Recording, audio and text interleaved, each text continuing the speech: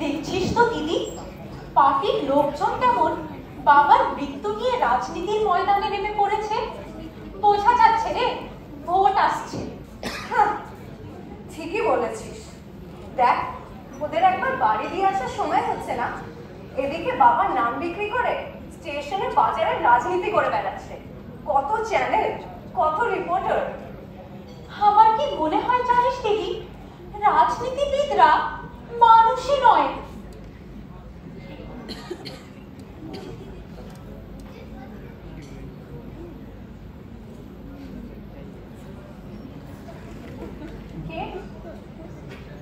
কে ওখানে? ভাই, দাদা, ভাই, তাড়াতাড়ি আয়।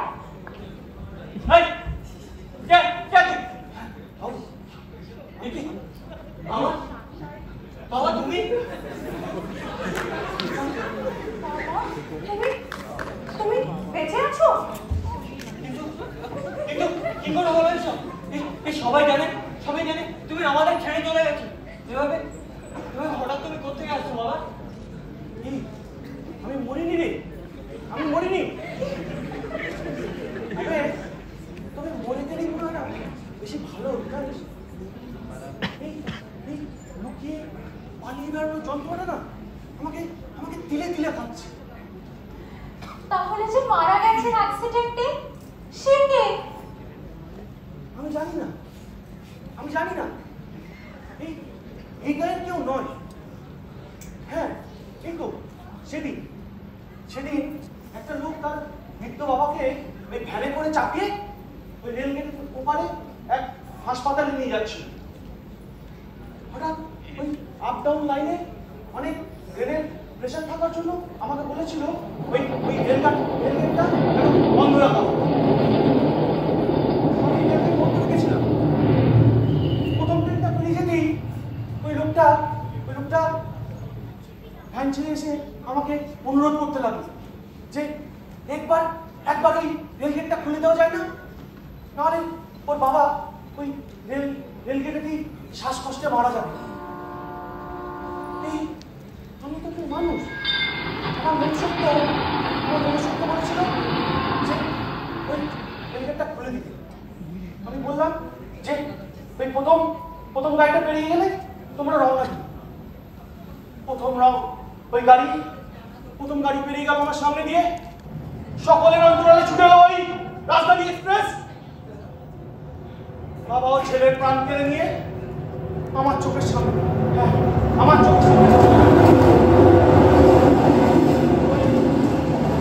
পড়ে গেল শুধু রক্ত আর কয়েক টুকরো মাংস পিণ্ড। কি ভয়ঙ্কর! তারপর কি হলো? তারপর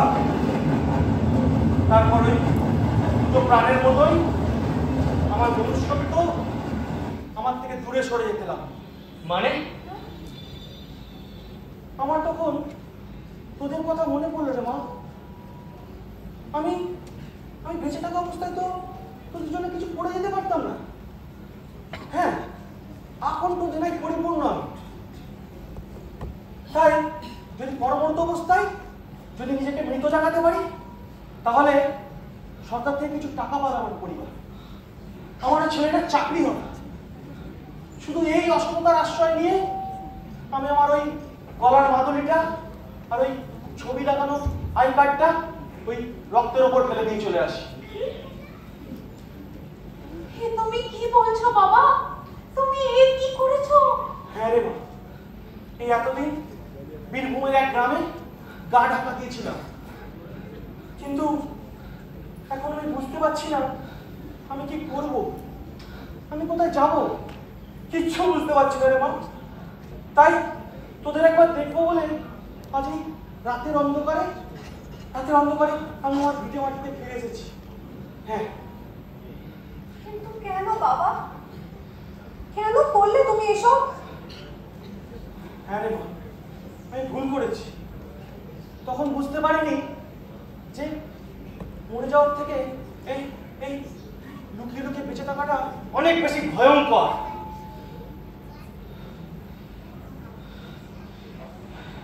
কিন্তু বাবা, তুমি তুমি তো আজ রেলের কাছে মৃত। তুমি তুমি পুরো সমাজের কাছে মৃত। তুমি তুমি মারা গেছো বলে রেল থেকে আমাদের 5 লক্ষ টাকা দেবে বলেছে এই মাসের শেষে। হ্যাঁ, তোমার মৃত্যু ক্ষতিপূরণ বাবদ আমাকে তোমার চাকরিটা আমাকে দেবে বলেছে বাবা আগামী মাস থেকে। আমি জানি তো এখন তুমি বেঁচে আছো জানলে, আমাদের সাথে কি হতে পারে সেটা তুমি ভেবে দেখেছো বাবা? আমি জানি বাবা, আমি জানি। আমি সেজন্যই ভেবেছি এই যে কটা দিন বাঁচবো, এই ঘরের দরজা বন্ধ করে এই অন্ধকারে না হয় কাটিয়ে দেবো। তোরা আমায় দুবেলা তোমরা খেতে দিস, তাহলে তাতেই আমার শান্তি। আমি যদি বেঁচে আছি জানি, তাহলে তো তোদেরকে আবার সেই দুঃখ দুর্দশার দিনে ফেরত যেতে হবে। বাবা, আমরা তো এই সব দুঃখ কষ্ট মেনেই নিয়েছিলাম। এই তো কেন করলে তুমি এগুলো? না, কিছুতেই না। এই সমস্ত কিছু হাতের মুঠোতে আমি কিছুতেই ছেড়ে দিতে পারবো না। কিছুতেই না। ছেড়ে দিতে হবে না বাবা। আমি তো তোদের সুখের জন্য এই কাজ করেছি। না হয় যেদিন সত্যি মারা যাব, সেদিন আমার এই মরদেহ এই কাউকে না জানিয়ে এই ভিটে মাটির নিচেই চাপা দিস। না বাবা না, তোমায় বাঁচিয়ে রাখলে পরে সরকারের কাছে ধরা পড়লে আমায় হাজতবাস করতে হবে। আমাদের এই ভিটে মাটি সব হারাতে হবে। আমাদের ভবিষ্যৎ অন্ধকার হয়ে যাবে। তোমার এই ভুলের জন্য আমরা প্রায়শ্চিত্ত করতে পারবো না, কিছুতেই না। এখন তুমি একা ভয়ে আছো, আর তুমি বেঁচে থাকলে তোমার এই 3 সন্তানকে এই সমাজে ভয় থাকতে হবে বাবা। কি বলছিস কি তুই? তুই কি পাগল হয়ে গেলি? তুই কি চাস না বাবা আমাদের মধ্যে বেঁচে থাকুক? না, চাই না। আরে বাবা, এখন তোমাকে এমন ভাবে মরতে হবে যাতে করে কেউ তোমার লাশটাও খুঁজে না পায়। কি বলছিস বাবা? তুই আমার ছেলে। আমি নিজে না খেয়ে তোর মুখে অন্ন তুলে দিয়েছি। আজকে আমি যা করেছি তোদের জন্য করেছি। ভুল করেছো তুমি এক মারাত্মক ভুল করেছো। আর এই ভুলের খেসারত তোমায় দিতেই হবে। তোমাকে মরতে হবে। আমাদের সুখের জন্য তোমাকে মরতেই হবে। এই বাড়িতেই মরতে হবে।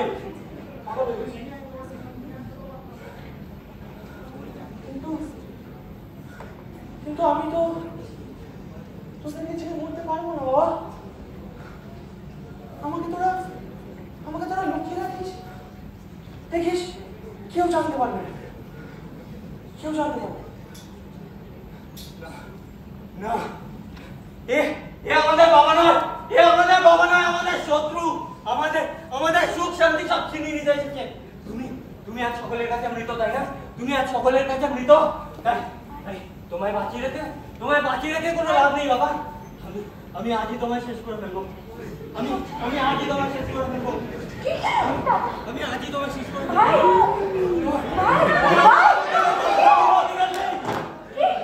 কি করছিস কি তুই? ঠিকই করছি আমি। তোর লজ্জা করছে না? তুই থাক তো চাকরি নিয়ে।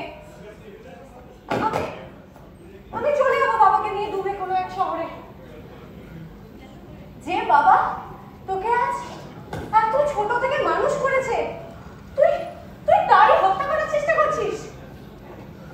তোকে ভাই বলতে আমার ঘৃণা করছে। এই সকালে ওই রাজনীতির লোকজন যেমন বাবার নাম বিক্রি করে স্টেশনে বাজারে রাজনীতি করছিল, তুইও ঠিক তাদেরই মতো। পার্থক্য শুধু এটাই যে ওরা রাজনীতিবিদের মুখোশ পরে আছে, আর তুই এই সাধারণ মানুষের মুখোশ। হ্যাঁ, মুখোশ। আসলে তোরা একজন অমানুষ। চলো বাবা, আমরা চলে এখান থেকে। দাঁড়া দিদি, আমিও তোদের সাথে যাব। কারণ এই বাড়িতে থাকলে একদিন দাদা নিজের স্বার্থের জন্য আমাকেও মেরে ফেলবে রে দিদি। কি করছিস তুই? কারণ এই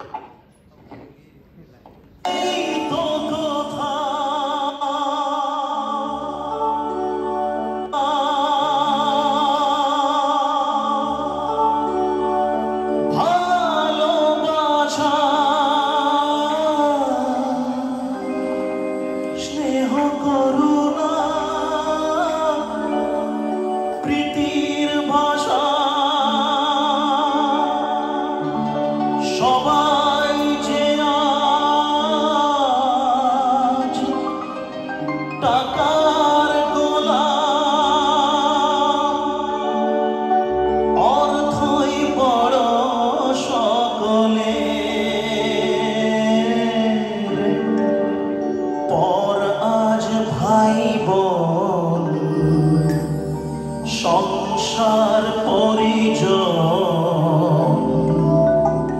সবাই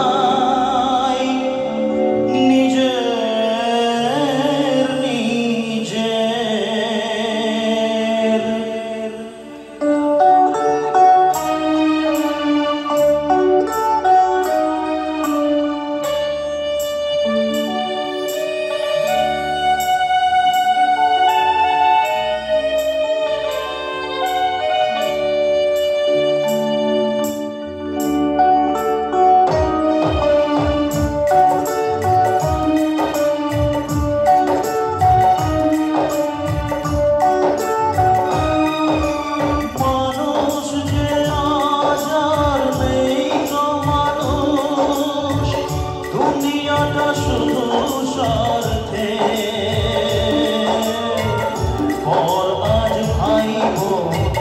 সংসার পরিজন সবাই